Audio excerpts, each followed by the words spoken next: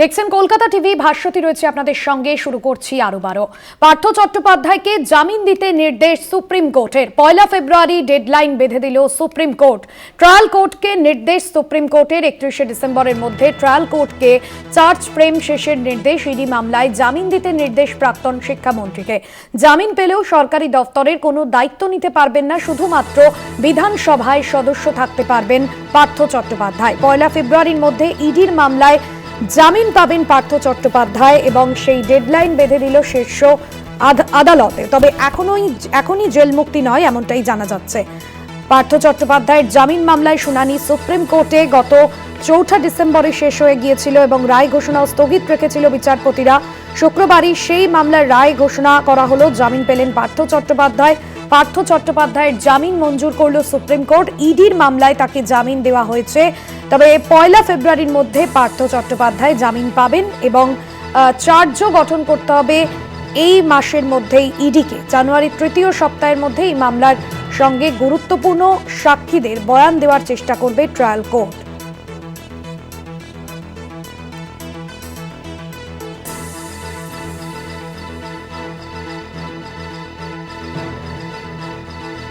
High court থেকে আমাদের প্রতিনিধি রয়েছেন, সরাসরি যাব। পীযূষ কান্তি নাগ রয়েছেন আমাদের সঙ্গে, বিস্তারিত জানবো। পীযূষ কান্তি, 1 ফেব্রুয়ারির মধ্যে ইডির মামলায় জামিন পাবেন পার্থ চট্টোপাধ্যায়। সুপ্রিম কোর্টের তরফে ইতিমধ্যেই ডেডলাইন বেঁধে দেওয়া হয়েছে, পাশাপাশি ট্রায়াল কোর্টের চার্জ ফ্রেমের শেষের নির্দেশও কিন্তু দেওয়া হয়েছে। আর কি কি বিষয় উঠে আসছে?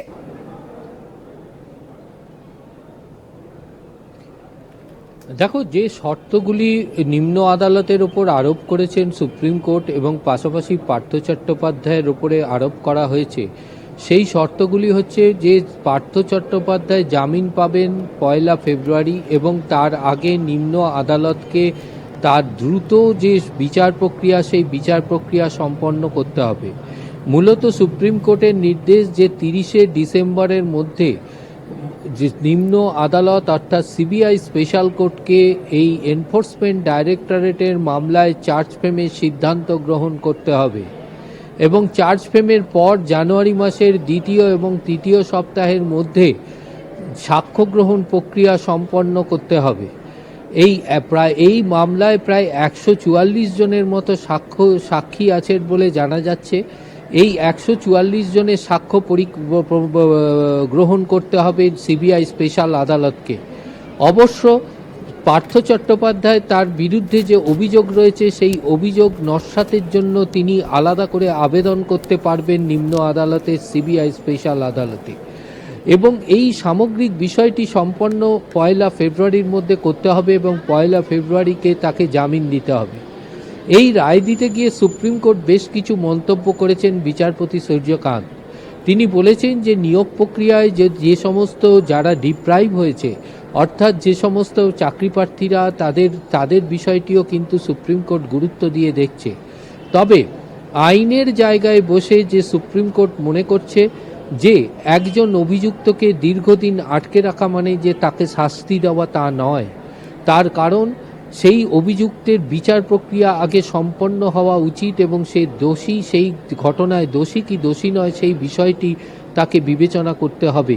সেই কারণের জন্যই সুপ্রিম কোর্টের এই স্পিডি ট্রায়ালের নির্দেশ বলে মনে করছে আইনজ্ঞ মহল এবং সুপ্রিম কোর্ট যে একটি নির্দিষ্ট সময়সীমা বেঁধে দিয়েছেন নিম্নে সিবিআই স্পেশাল আদালতকে, তা কিন্তু ওই জায়গা থেকেই ওই পর্যবেক্ষণ থেকেই কিন্তু এটা পরিষ্কার। আইনজ্ঞ মহলের মতে যে সিবিআই স্পেশাল কোর্টকে এই নির্দেশ দেওয়ার মূল কারণ হচ্ছে যে সাক্ষ্য গ্রহণ যদি সম্পন্ন হয়, সেক্ষেত্রে পার্থ চট্টোপাধ্যায় জামিন পাবার পর তার আর এভিডেন্স অর্থাৎ নথি নষ্টের কোনো সুযোগ থাকবে না। তার কারণ জামিন মামলার শুনানি চলাকালীন এনফোর্সমেন্ট ডাইরেক্টরেটের পক্ষ থেকে বারংবার আদালতের কাছে বলা হয়েছে তিনি একজন রাজ্যের মন্ত্রী ছিলেন, সুতরাং তিনি প্রভাবশালী। অর্থাৎ এক্ষেত্রে আইনজ্ঞ মহল মনে করছে যে সাক্ষ্য গ্রহণ সম্পন্ন শেষ হওয়ার পরে আর সেক্ষেত্রে সাক্ষীদের প্রভাব বিস্তার করার আর কোনো সুযোগ থাকবে না। তাই সুপ্রিম কোর্টের এই ধরনের নির্দেশিকা। পাশাপাশি সুপ্রিম কোর্ট একথাও পরিষ্কারভাবে জানিয়ে দিয়েছে যে পার্থ চট্টোপাধ্যায়কে এই বিচার প্রক্রিয়ায় সম্পূর্ণভাবে সহযোগিতা করতে হবে এছাড়াও পার্থ চট্টোপাধ্যায় বিধানসভার একজন সদস্য, তাকে বিধানসভার সদস্য হিসাবেই থাকতে হবে, তাকে কোনো সরকারি জায়গায় বা সরকারি কোনো প্রতিষ্ঠানে নিয়োগ করা যাবে না, এটাও কিন্তু সুপ্রিম কোর্টের রায় বিশেষভাবে উল্লেখ করা হয়েছে। তবে প্রশ্ন উঠছে যে 1 ফেব্রুয়ারির পর কি পার্থ চট্টোপাধ্যায় জেল থেকে মুক্তি পাবেন? এক্ষেত্রে কিন্তু পরিষ্কার যে সিবিআই এর পক্ষ থেকে পার্থ চট্টোপাধ্যায়কে বেশ কিছু আরসি অর্থাৎ অভিযোগগুলির ভিত্তিতে গ্রেপ্তার করা হয়েছে। যে অভিযোগগুলির ভিত্তিতে পূর্বে গ্রেপ্তার করা হয়েছিল তার মামলা কিন্তু কলকাতা হাইকোর্টে বিচারাধীন রয়েছে। সেই জামিন মামলায় বিচারপতি অরিজিৎ বন্দ্যোপাধ্যায় ও বিচারপতি অপূর্ব সিনহা রায়ের যে দ্বিমত তৈরি হয়েছিল তার প্রেক্ষিতে কিন্তু তৃতীয় বেঞ্চ গঠন হয় কলকাতা হাইকোর্টে। বিচারপতি তপব্রত চক্রবর্তীর তৃতীয় বেঞ্চে কিন্তু সেই মামলা এখনো পর্যন্ত বিচারাধীন রয়েছে। আগামী মঙ্গলবার সেই মামলার শুনানি রয়েছে। যদিও পার্থ চট্টোপাধ্যায় সেই মামলায় জামিন পান, তাহলেও কিন্তু অপর একটি নতুন মামলায় তাকে গ্রেপ্তার করে রাখা হয়েছে। সুতরাং এই সিবিআই এর সমস্ত মামলায় যতক্ষণ না তিনি জামিন পাচ্ছেন ততক্ষণ তার পক্ষে জেল থেকে মুক্তি পাওয়া সম্ভব নয়, এমনটাই মত আইনজ্ঞ মহলে। ধন্যবাদ জানাবো পীযূষ কান্তি তোমায়। সরাসরি ছিলেন আমাদের সঙ্গে আমাদের প্রতিনিধি পীযূষ কান্তি নাগ, এবং যে বিষয়টা মূলত স্পষ্ট করা হয়েছে যে বিধানসভার সদস্য হিসেবে তিনি শুধু থাকতে পারবেন এবং পার্থ চট্টোপাধ্যায়কে জামিন দিতে নির্দেশ শীর্ষ আদালতের।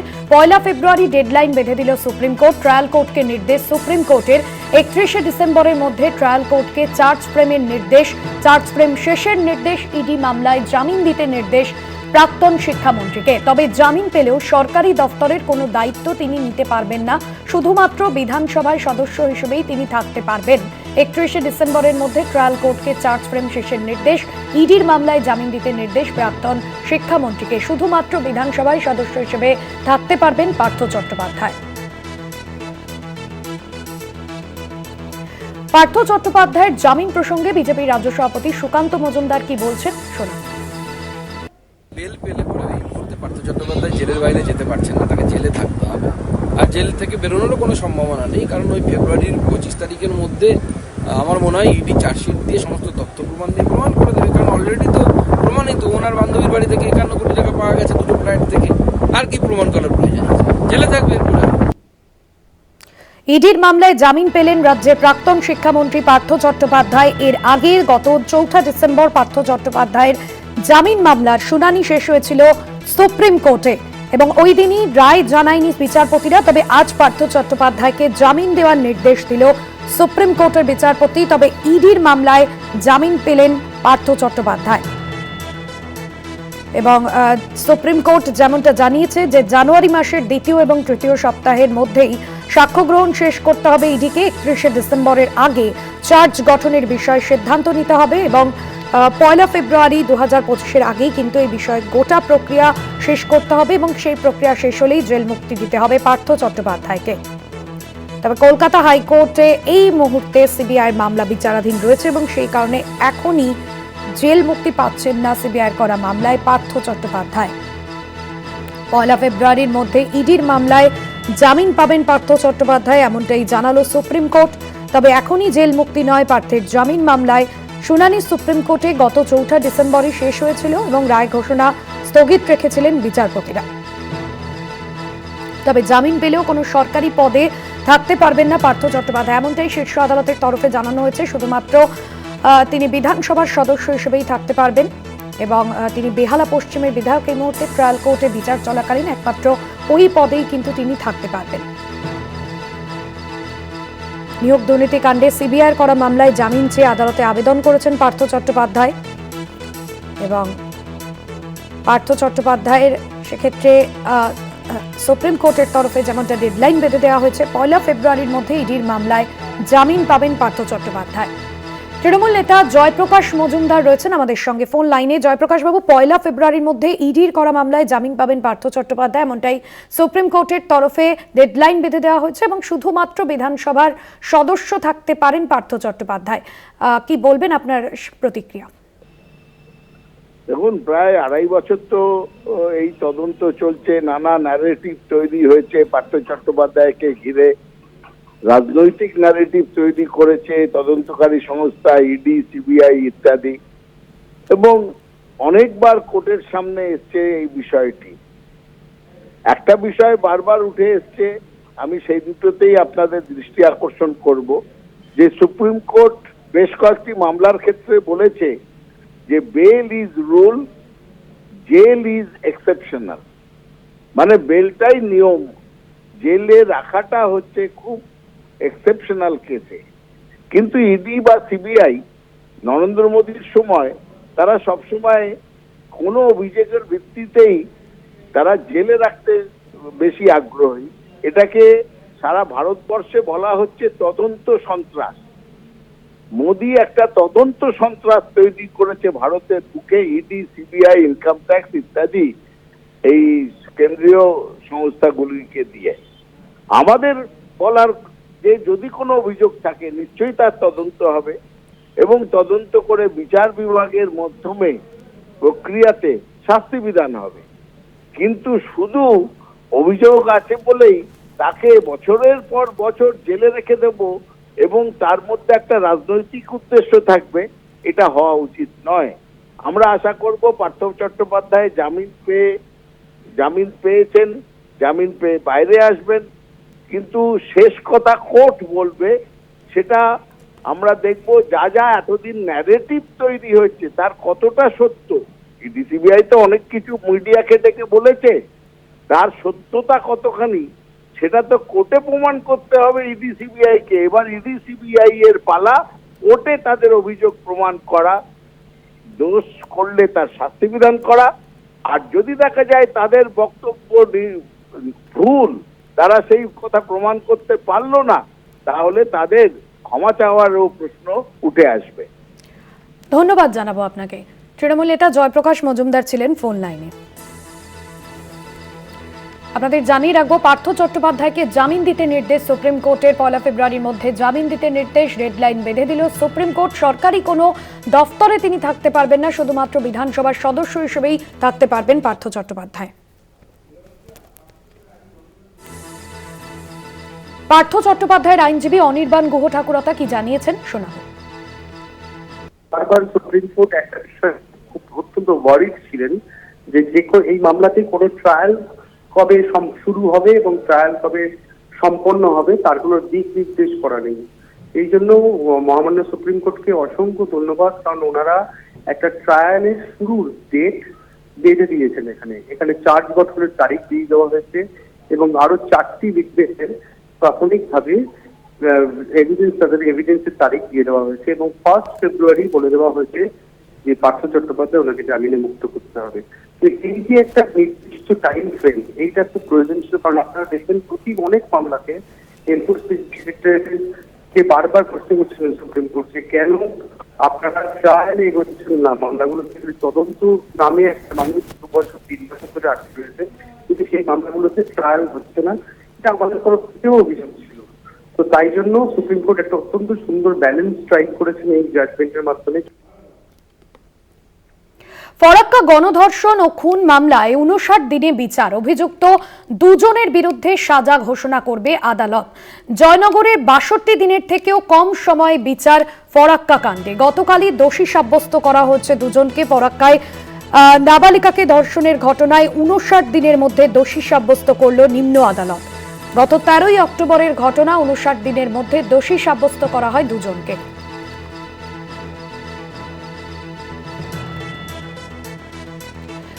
জঙ্গিপুর মহকুমা আদালত থেকে রয়েছেন আমাদের প্রতিনিধি অভিজিৎ। গতকালই আমরা দেখলাম যে একেবারে জয়নগরের থেকেও রেকর্ড সময়ে এই বিচার প্রক্রিয়া শেষ হয়েছে এবং অভিযুক্ত দুজনকে দোষী সাব্যস্ত করা হয়েছে। আজ সাজা ঘোষণা। আইনি প্রক্রিয়া কোন জায়গায়? ওই নাবালিকার পরিবার কি চাইছেন, কি বলছেন তারা? একদমই ভাস্বতী, তুমি যেমনটা বললে যে একদম দৃষ্টান্ত স্থাপন হতে চলেছে জঙ্গিপুর মহকুমা আদালতে, যেখানে এক নাবালিকাকে খুন, ধর্ষণ এবং প্রমাণ লোপাটের অভিযোগে অভিযুক্ত 2 ব্যক্তিকে ইতিমধ্যেই গতকাল 59 দিনের মাথায় দোষী সাব্যস্ত করেছে।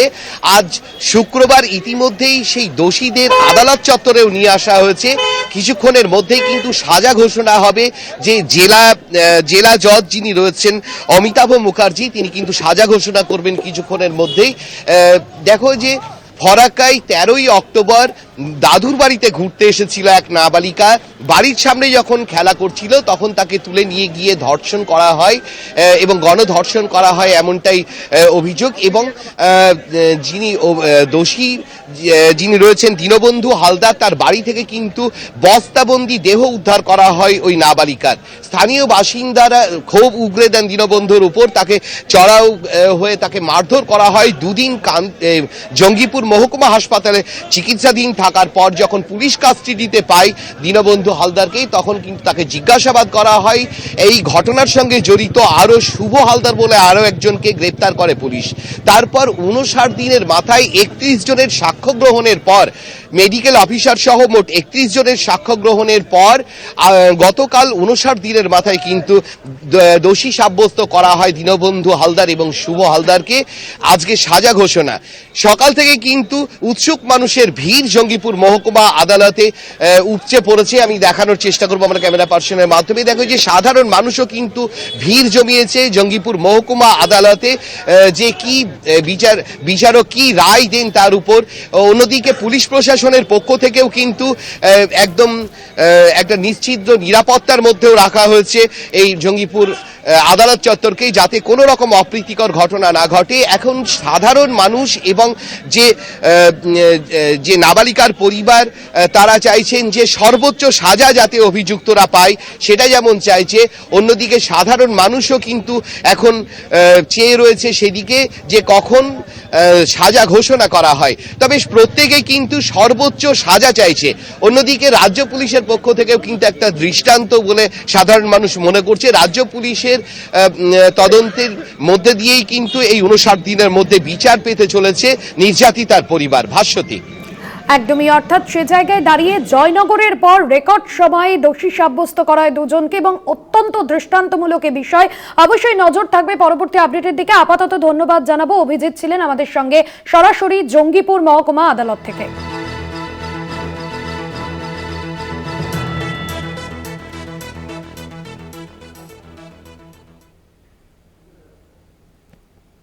লোকসভায় বক্তব্য রাখছেন রাজনাথ সিং, সরাসরি নজর রাখবো।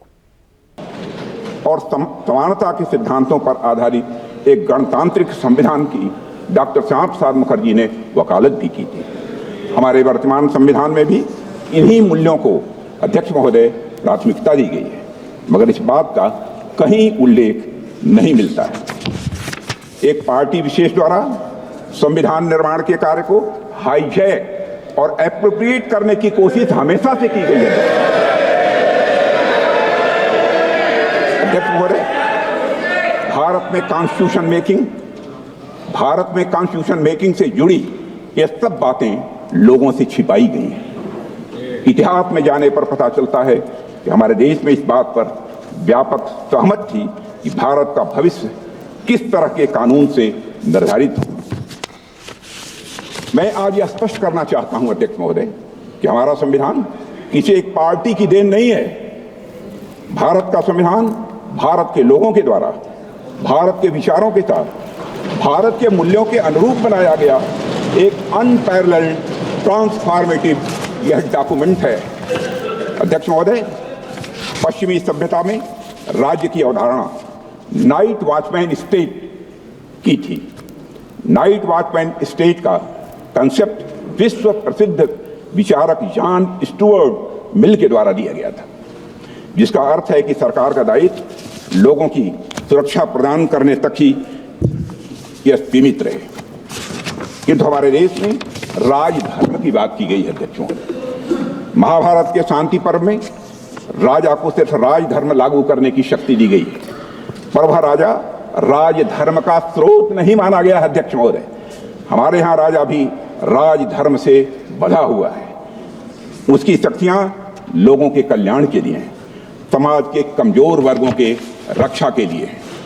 अध्यक्ष महोदय, हमारा संविधान कॉन्स्टिट्यूशनल मशीनरी के जरिए नागरिकों के कल्याण के लिए पूरी तरह से प्रतिबद्ध है। उनकी स्वतंत्रता सुनिश्चित करने के लिए भी यह प्रतिबद्ध है। हमारा संविधान नागरिकों के समग्र विकास के रास्ते में आने वाली सभी बाधाओं को हटाने तथा समुचित विकास के लिए अनुकूल परिस्थितियां पैदा करने के लिए राज्य को निर्देश देता है। संविधान के भाग 4 में दिए गए directive principles of state policy से यही भावना निकलकर सामने आती है। अध्यक्ष महोदय, मुझे इस बात का गर्व है, गर्व नहीं बल्कि मुझे गौरव की अनुभूति है कि प्रधानमंत्री नरेंद्र मोदी जी के नेतृत्व में हमारी सरकार सबका साथ, सबका विकास, सबका विश्वास और सबका प्रयास की भावना के साथ यह काम कर रही है। हमारी सरकार भारत के संविधान में निहित धर्म और भावना दोनों के अनुरूप काम कर रही है। अध्यक्ष महोदय, हमारा संविधान प्रोग्रेसिव है, हमारा संविधान प्रोग्रेसिव है, प्रगतिशील है, समावेशी है, परिवर्तनकारी है। हमारे संविधान ने हमें एक ऐसे समाज के निर्माण का ब्लूप्रिंट दिया है जिसमें हर समाज जो हर प्रकार से समाज में समरसता हो, सद्भाव हो और साथ ही समृद्धि भी हो। अध्यक्ष महोदय, जहां देश के शीर्ष पद को प्राप्त करने के लिए जन्म की पहचान मायने न रखती हो, यह है हमारा संदेश।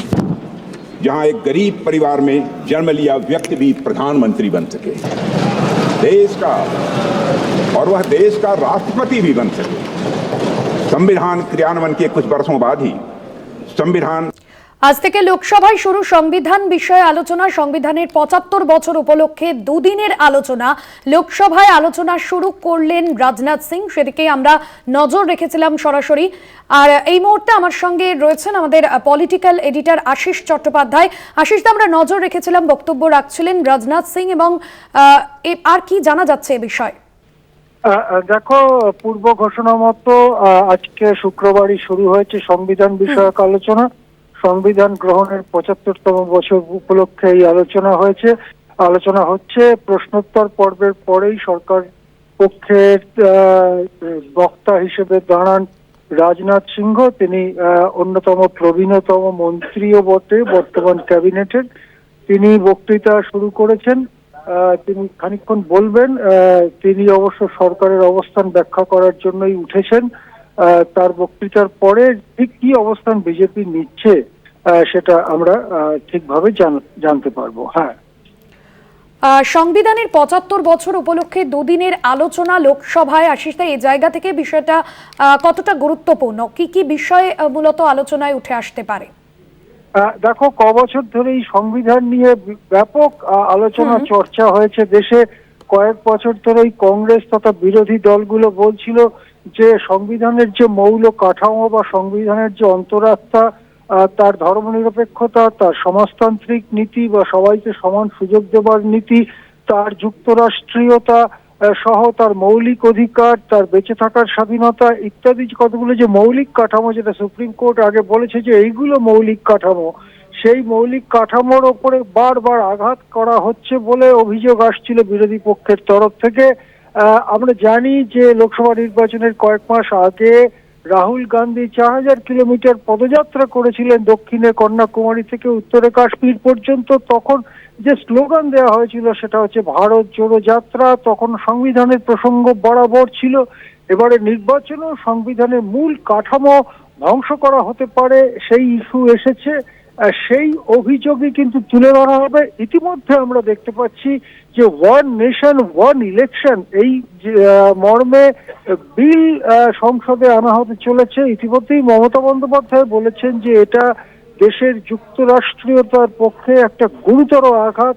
সুতরাং এই বিষয়গুলোই আলোচনায় আসবে এবং সংবিধানকে রক্ষা করবার জন্য বিরোধী পক্ষের যে লড়াই, সে লড়াই সংসদের মঞ্চেও দেখা যাবে বলে আশা করা যাচ্ছে। একদমই অত্যন্ত গুরুত্বপূর্ণ, এবং যেখানে বিরোধীদের নেতৃত্ব দিতে পারেন প্রিয়াঙ্কা গান্ধী, প্রথমবার ওয়েনারের সাংসদ হিসেবে বক্তব্য রাখবেন তিনি সংসদে। ধন্যবাদ জানাবো আশিস দা আপনাকে।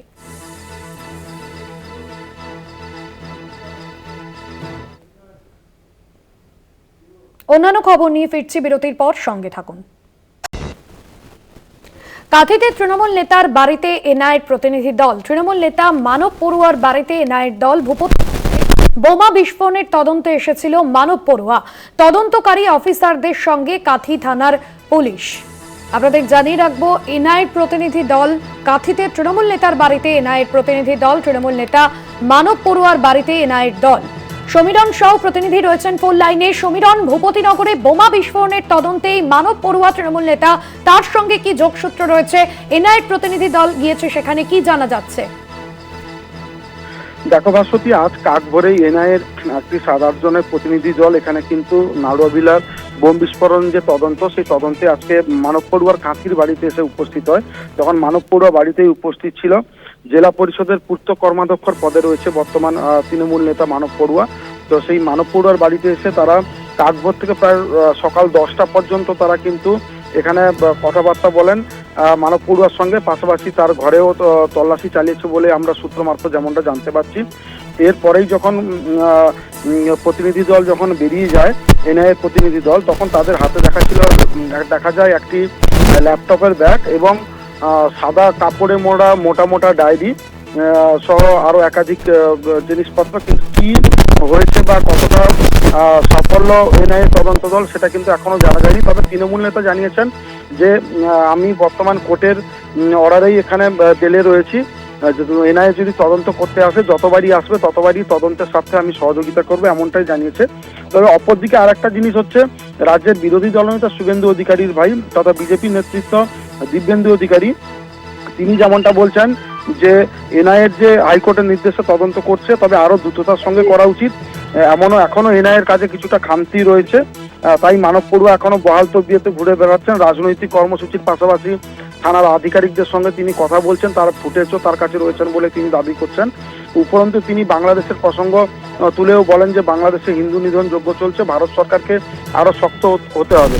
অর্থাৎ এই যে বারুদের স্তূপের উপর ভগবানপুর দাঁড়িয়ে রয়েছে, এমনটা তিনি দাবি করেই এই কথা বলছেন।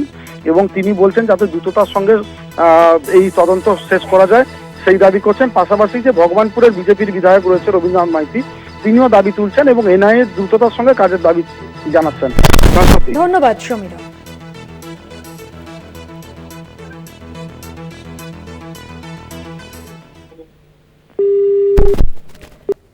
ফিরছি বিরতির পর। ফিরলাম বিরতির পর। যে খবরে নজর রাখবো, গল্ফ গ্রিন থানা এলাকায় উদ্ধার এক মহিলার কাটা মুন্ডু। আবর্জনা স্তূপ থেকে উদ্ধার মহিলার কাটা মুন্ডু, তদন্তে রিজেন্ট পার্ক থানার পুলিশ। খবর দেয়া হয়েছে সমস্ত থানাকে। কোনো থানার কাছে মিসিং ডায়েরি আছে কিনা কলকাতা পুলিশের ডিটেকটিভ টিম ঘটনাস্থলে পর্যবেক্ষণ করছে। এবং যে ঘটনা ঘটেছে শহর কলকাতায়, কাটামুন্ডু উদ্ধার, এক মহিলার কাটামুন্ডু উদ্ধার গল্ফ গ্রিন থানা এলাকায়। এবং ইতিমধ্যেই রিজেন্ট পার্ক থানার পুলিশ ঘটনাস্থলে গিয়েছে এবং এলাকা পরিদর্শন করছে। কলকাতা পুলিশের ডিটেকটিভ টিম ঘটনাস্থলে পর্যবেক্ষণ করছে। শুভঙ্কর মণ্ডল ঘটনাস্থল থেকে রয়েছেন সরাসরি আমাদের সঙ্গে, আমাদের প্রতিনিধি। শুভঙ্কর, যে ঘটনা ঘটেছে এই মহিলার কাটা মুন্ডু উদ্ধারে এখনো পর্যন্ত কি কি বিষয় উঠে আসছে এবং পুলিশের ডিটেকটিভ টিম ইতিমধ্যেই সেখানে গিয়েছে, কি জানা যাচ্ছে এখনো পর্যন্ত? এলাকার যে সিসিটিভি ফুটেজ তা কি খতিয়ে দেখা হয়েছে? দেখো, তোমায় জানিয়ে রাখি, আজ সকালে যখন এইভাবে কাটা মুন্ডুটি উদ্ধার হয়েছে, স্বাভাবিকভাবেই এখানে কিন্তু অর্থাৎ এই এলাকায় চাঞ্চল্য ছড়িয়েছে। গ্রাহাম রোড থেকে কিছুটা এগিয়েই গলফ ক্লাবের ঠিক পেছনে এবং সরকারি আবাসনের একেবারে পেছন দিকে এই যে নির্জন রাস্তা, সেই রাস্তার পাশে একটি ভ্যাট, সেই ভ্যাটের নোংরা ফেলা হতো একসময়, সেখানেই এই মুন্ডুটি উদ্ধার হয়। ঘটনাস্থল দেখতে পাচ্ছ, ঘটনাস্থল কিন্তু এই মুহূর্তে ফেন্সিং দিয়ে ঘিরে রাখা হয়েছে। পুলিশ কুকুর আনা হয়েছে এখানে, অর্থাৎ এখানে কিন্তু তদন্তের জন্য কুকুরকে আনা হয়েছিল এবং তাকে বিভিন্ন জায়গায় নিয়ে যাওয়া হয়। এবং তোমায় জানিয়ে রাখি, পুলিশের উচ্চপদস্থ আধিকারিক তারা উপস্থিত রয়েছেন এখানে। কাটা মুন্ডুটি এখান থেকে নিয়ে যাওয়া হয়েছে এবং স্বাভাবিকভাবেই কিন্তু তোমায় জানিয়ে রাখি যে এই মুহূর্তে বেশ আতঙ্ক রয়েছে এলাকায়। যারা স্থানীয়রা তারা আতঙ্কিত অবস্থায় রয়েছেন এবং স্বাভাবিকভাবেই কিন্তু এরকম ঘটনা শহর কলকাতার বুকে নারী নিরাপত্তা এবং কি করে এই ধরনের ঘটনা ঘটলো সেই বিষয়টা নিয়ে কিন্তু প্রশ্ন তুলছে। এই জায়গায় একসময় নোংরা ফেলা হতো এবং কলকাতা পুরসভার তরফ থেকে এখানে নির্দেশনামা জারি করা হয় যে স্থানে কোনো জঞ্জাল ফেলা যাবে না, কিন্তু এই রাস্তাটি নাকি সন্ধ্যে 7টার পর থেকে সম্পূর্ণ নির্জন হয়ে যায় রাস্তায়, কোনো রকম আলো নেই, কোনো আলোর ব্যবস্থা নেই এবং স্থানীয়দের কিন্তু একাধিক অভিযোগ রয়েছে। বেশ কয়েকজন স্থানীয় এখানে রয়েছে ভাস্বতী, আমরা একটু কথা বলার চেষ্টা করব। দাদা, আপনারা আজ সকালে এই খবর পাওয়ার পর এখানে এসছেন, কি দেখলেন? আমরা এসে সবাই মিলে আসলাম যে একটা কাটা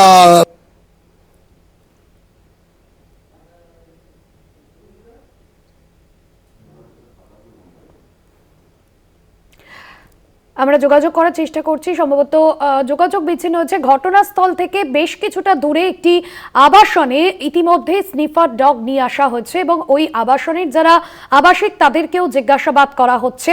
গল্ফ গ্রিন থানা এলাকায় মহিলার কাটা মুন্ডু উদ্ধারে ইতিমধ্যেই চাঞ্চল্য ছড়িয়েছে এবং তার পরিচয় জানার চেষ্টা করছে পুলিশ। এবং গত কয়েকদিনে কোনো মিসিং ডায়েরি হয়েছে কিনা এলাকার স্থানীয় থানাগুলিতে, সেই বিষয়টাও কিন্তু খতিয়ে দেখা হচ্ছে। ইতিমধ্যেই ঘটনাস্থল থেকে একটি আবাসনে বেশ কিছুটা দূরে স্নিফার ডগ এনে সেখানে তল্লাশি চলছে এবং এখনো পর্যন্ত সকাল থেকেই কলকাতা পুলিশের ডিটেকটিভ টিম ঘটনাস্থল ঘিরে রেখেছে, যেখান থেকে এই দেহ উদ্ধার হচ্ছে এবং ওই মহিলার কাটা মুন্ডু উদ্ধার হয়েছে। এখনো পর্যন্ত কিন্তু এই বিষয় স্পষ্ট নয় ঠিক কি ঘটেছে। এলাকায় যে সমস্ত সিসিটিভি ফুটেজ, সেই সিসিটিভি ফুটেজ খতিয়ে দেখা হচ্ছে এবং এই মুহূর্তের ছবি দেখছেন গল্ফ গ্রিন থেকে সরাসরি একটি আবাসনের সামনে কিন্তু স্নিফার ডগ নিয়ে আসা হয়েছে, আবাসিকদের জিজ্ঞাসাবাদ করা হচ্ছে। ঘটনাস্থল থেকে বেশ কিছুটা দূরে একটি আবাসনে ঢোকে স্নিফার ডগ।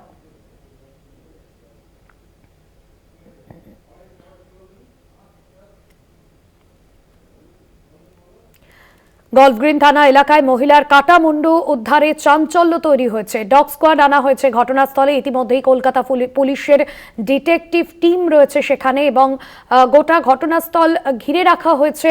পর্যবেক্ষণ করছেন পুলিশ আধিকারিকরা, কথা বলছেন সেখানকার স্থানীয়দের সঙ্গে এবং এখনো পর্যন্ত এলাকায় যে সমস্ত সিসিটিভি ফুটেজ রয়েছে সিসিটিভি খতিয়ে দেখা হচ্ছে।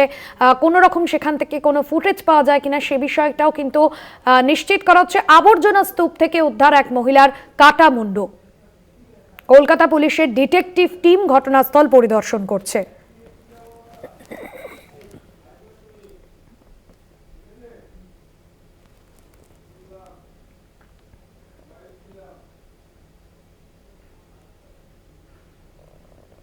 জাল ভ্যাকসিন নিয়ে কলকাতা পুলিশের ভূমিকায় তদন্তের দাবিতে মামলা। সিবিআই তদন্তের দাবিতে মামলা অভিযুক্ত দেবাঞ্জন দেবের। সেই মামলা শোনার ইঙ্গিত বিচারপতি তীর্থঙ্কর ঘোষের। আগামী সপ্তাহে ফের বিষয়টি উল্লেখের নির্দেশ।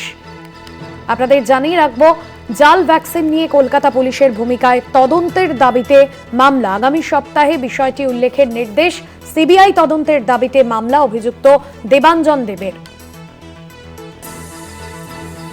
সেই মামলা শোনার ইঙ্গিত বিচারপতি তীর্থঙ্কর ঘোষের এবং কলকাতা পুলিশের ভূমিকায় তদন্তের দাবিতে মামলা। জাল ভ্যাকসিন নিয়ে কলকাতা পুলিশের ভূমিকায় তদন্তের দাবিতে মামলা। সিবিআই তদন্তের দাবিতে মামলা অভিযুক্ত দেবাঞ্জন দেবের। সেই মামলা শোনার ইঙ্গিত বিচারপতি তীর্থঙ্কর ঘোষের। আগামী সপ্তাহে ফের বিষয়টি উল্লেখের নির্দেশ।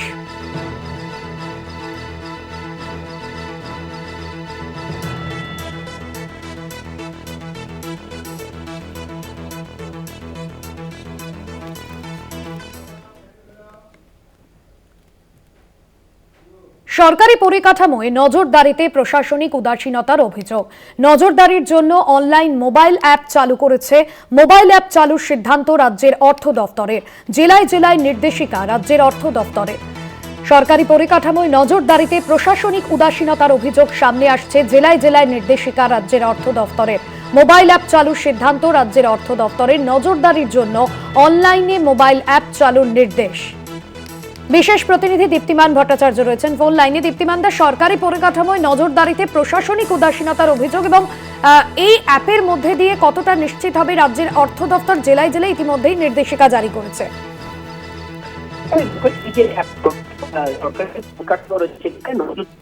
কিন্তু অ্যাপের ব্যবস্থা করা হবে এবং এই অ্যাপগুলোকে এখন থেকে কাজে লাগানো হবে বলে জানা যাচ্ছে এবং নিয়মিত রক্ষণাবেক্ষণ করার জন্য কিন্তু এই অ্যাপ চালু করা হচ্ছে, যেখানে মূলত জেলা শাসক, মহকুমা শাসক থেকে শুরু করে ব্লক স্তরের প্রত্যেকটি জায়গায় আধিকারিকদের তাদের এখতিয়ারে থাকা সরকারি পরিকাঠামো সপ্তাহে একদিন করে পরিদর্শন করতে হবে। এই অ্যাপের মাধ্যমে তাদেরকে নথিভুক্ত করতে হবে কি কি অবস্থায় রয়েছে সেই পরিকাঠামোগুলো, কি অবস্থায় বর্তমানে রয়েছে, কতদূর কাজ হয়েছে, কি কাজ হয়েছে না হয়েছে সেইগুলোকেও সেরকম ভাবে রাখতে হবে। এবং জরুরি ভিত্তিতে সংস্কারের প্রয়োজন হলে সেখানেও কিন্তু সেই ব্যবস্থা করা হয়েছে। এবং এই যে অ্যাপ করা হয়েছে সেখানে কিন্তু মূলত 3 ধরনের রঙের ব্যবস্থা করা হয়েছে, যেখানে দেখা যাচ্ছে যে পরিদর্শন করে পরিকাঠামো এখনই কোনো সংস্কারের দরকার না হলে সেখানে সবুজ সংকেত দিতে হবে, যেগুলো সংস্কারের প্রয়োজন রয়েছে তা হলুদ করতে হবে, এবং যেগুলো জরুরি ভিত্তিতে সংস্কারের কাজ করতে হবে সেখানে কিন্তু সেখানে লাল সংকেত দিতে হবে। অর্থাৎ এই 3 ধরনের রঙের ব্যবস্থা করা হয়েছে। জিও ট্যাগিং সিস্টেম করা হয়েছে, রিয়েল টাইম উল্লেখ করতে হবে বলা হয়েছে। অ্যাপের মাধ্যমে ছবি তোলা মাত্রই সেগুলোকে নথিভুক্ত করতে বলা হয়েছে। অর্থাৎ কোনো কাজে কোনো জায়গায় যেন কোনো রকম কোনো খামতি না থাকে এবং প্রত্যেকটা যেন অ্যাপের মাধ্যমে হয়। এবং এই অ্যাপ কিন্তু যেরকম জেলা শাসকের নিয়ন্ত্রণে থাকবে এবং জেলা শাসক সেই অ্যাপের মাধ্যমে প্রত্যেকেই সেটার উপর নজরদারি চালাতে পারবেন। কোন জায়গার কি অবস্থা রয়েছে, সেখানকার সরকারি পরিকাঠামোগুলোর কি অবস্থা, বর্তমান পরিস্থিতি রয়েছে, এগুলো যেন এক ঝলকেই সবকিছু বুঝে নেওয়া যায়। কোনগুলোর এই যে সংকেত আসবে সেই সংকেত আসার পর কোনগুলোর উপর বিশেষ নজরদারি দিতে হবে, কোনগুলোকে তাড়াতাড়ি ভিত্তিতে করতে হবে, জরুরি ভিত্তিতে কোন কাজগুলো করতে হবে, সেই সব কিছুই কিন্তু এই অ্যাপের মাধ্যমে সিদ্ধান্ত নিতে পারবে রাজ্য সরকার বলে মনে করা হচ্ছে। একদমই ধন্যবাদ জানাবো দীপ্তি মান্দা।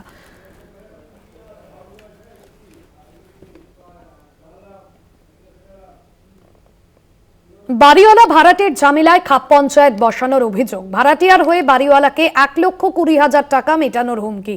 17ই ডিসেম্বর তলব করা এবার মামলা লেক থানার বিরুদ্ধে। মামলা দায়েরের অনুমতি বিচারপতি তীর্থঙ্কর ঘোষের।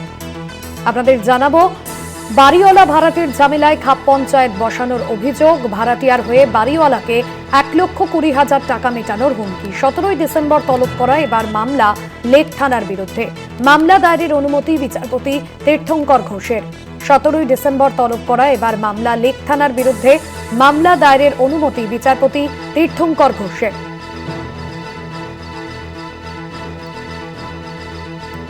পীযূষ কান্তি নাগ প্রতিনিধি রয়েছেন ফোন লাইনে। পীযূষ কান্তি, কি জানা যাচ্ছে এই বিষয়? দেখো, বাড়িওয়ালা এবং ভাড়াটের সম্পর্ককে করার জন্য কলকাতা হাইকোর্টে একটি মামলা হয়। পুলিশ সেখানে খাপ পঞ্চায়েত বসিয়েছিল এমনটাই অভিযোগ। বাড়িওয়ালা এবং ভাড়াটের মামলা যখন বিতর্কের সৃষ্টি হয় সেই সময় পুলিশের পক্ষ থেকে একটি নোটিশ জারি করা হয় এবং সেই নোটিশ জারি করে সেই বাড়িওয়ালাকে ডেকে পাঠানো হয় এবং 1,20,000 টাকা নেওয়ার অভিযোগও ওঠে। এবং তাকে যখন সেখান থেকে ডেকে পাঠায় সেই বাড়িওয়ালা বৃদ্ধ ক্যান্সার আক্রান্ত রোগী, তিনি অ্যাম্বুলেন্সে করে থানায় হাজিরা দেন। তাকে দীর্ঘক্ষণ বসিয়ে রাখার অভিযোগ তোলে এবং ফের তাকে হাজিরার নির্দেশ দেওয়া হয়েছে। সেই ঘটনাটি কেন্দ্র করে কলকাতা হাইকোর্টের দ্বারস্থ হয়েছে এবং বিচারপতি আইনজীবী বিচারপতি তীর্থঙ্কর ঘোষের দৃষ্টি আকর্ষণ করে মামলা দায়েরের অনুমতি চান। মামলা দায়েরের অনুমতি দিয়েছেন বিচারপতি তীর্থঙ্কর ঘোষ। আগামী সোমবার মামলার শুনানির সম্ভাবনা রয়েছে। ধন্যবাদ পীযূষ কান্তি। পীযূষ কান্তি নাগ আমাদের প্রতিনিধি ছিলেন ফোন লাইনে।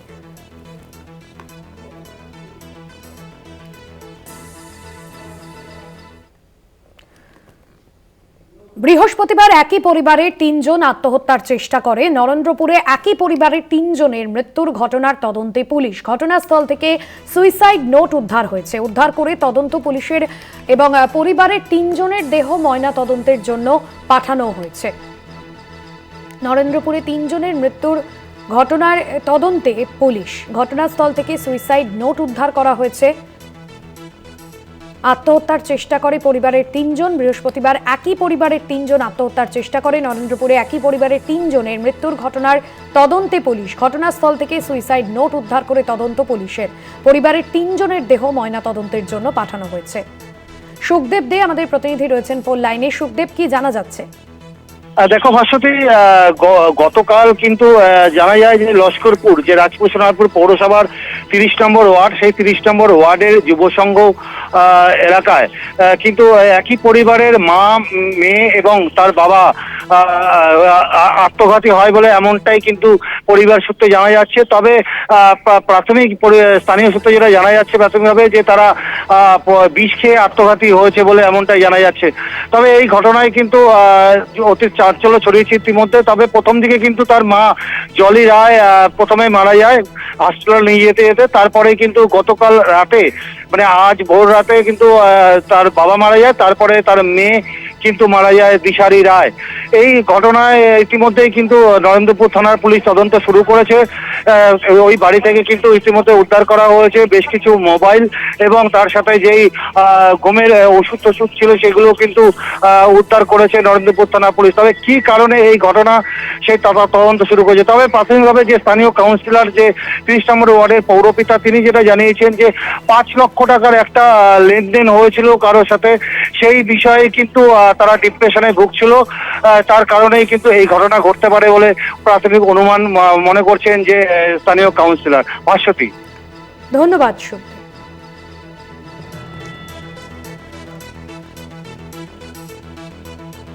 অন্যান্য খবর নিয়ে ফিরছি বিরতির পর, সঙ্গে থাকুন। বিটি রোডে সরকারি জমি দখল করে ব্যবসা করার অভিযোগ, ঘটনাস্থলে গিয়ে ব্যবসায়ীকে ধমক কামারহাটি পুরসভার কাউন্সিলরের।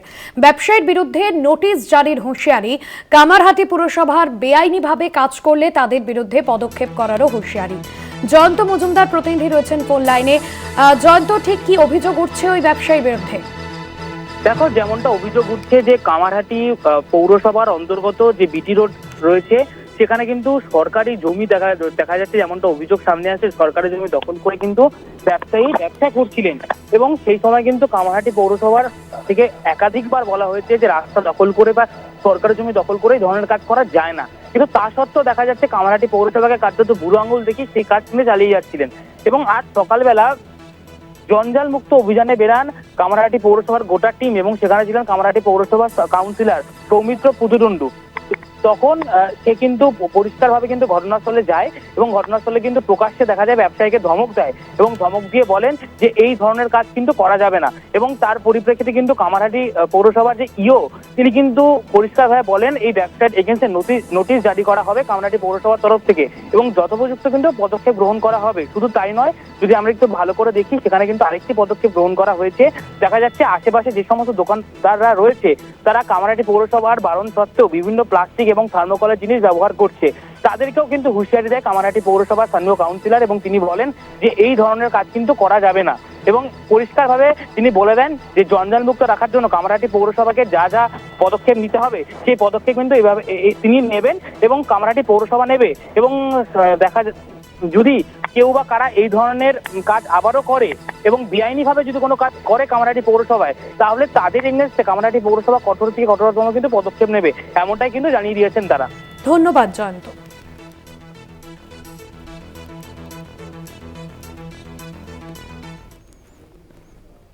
মুর্শিদাবাদের জলঙ্গিতে অ্যাম্বুলেন্স না থাকার অভিযোগ, 3 চাকার গাড়িতেই রোগী নিয়ে যাওয়ার ভিডিও ভাইরাল হয়েছে। জলঙ্গির মানুষ দীর্ঘদিন ধরেই রাস্তার সমস্যা নিয়ে ভুগছেন। অসুস্থ মানুষ নিয়ে যাওয়ার ভরসা একমাত্র 3 চাকার গাড়ি। মুর্শিদাবাদের জলঙ্গিতে অ্যাম্বুলেন্স না থাকার অভিযোগ, 3 চাকার গাড়িতে করে অসুস্থ রোগীকে নিয়ে যেতে হচ্ছে, আর সেই ভিডিওই কিন্তু ভাইরাল। অ্যাম্বুলেন্স না থাকার অভিযোগ উঠছে, 3 চাকার গাড়িতে রোগী নিয়ে যাওয়ার ভিডিও ইতিমধ্যেই ভাইরাল হয়েছে। জলঙ্গির মানুষ দীর্ঘদিন ধরেই রাস্তার সমস্যা নিয়ে ভুগছেন। অসুস্থ মানুষ নিয়ে যাওয়ার ভরসা একমাত্র এই গাড়ি।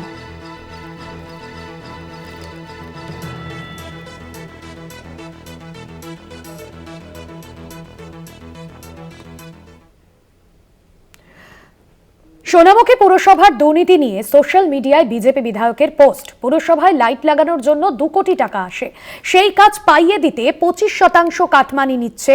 পাল্টা বিধায়ককে আইনি পদক্ষেপের হুঁশিয়ারি পুরসভার চেয়ারম্যানের।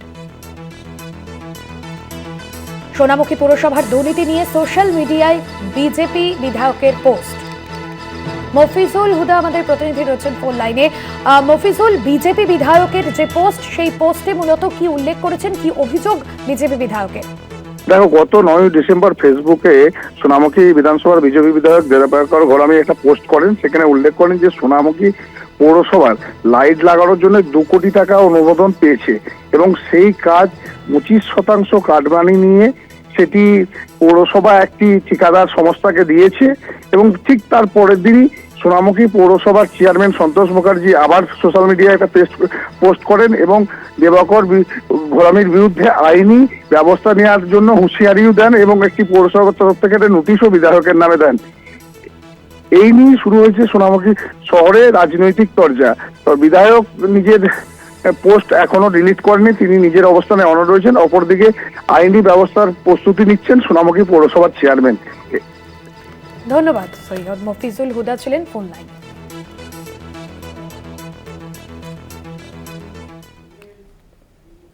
এখন এ পর্যন্তই। দেখতে থাকুন কলকাতা টিভি রাত দিন 7 দিন।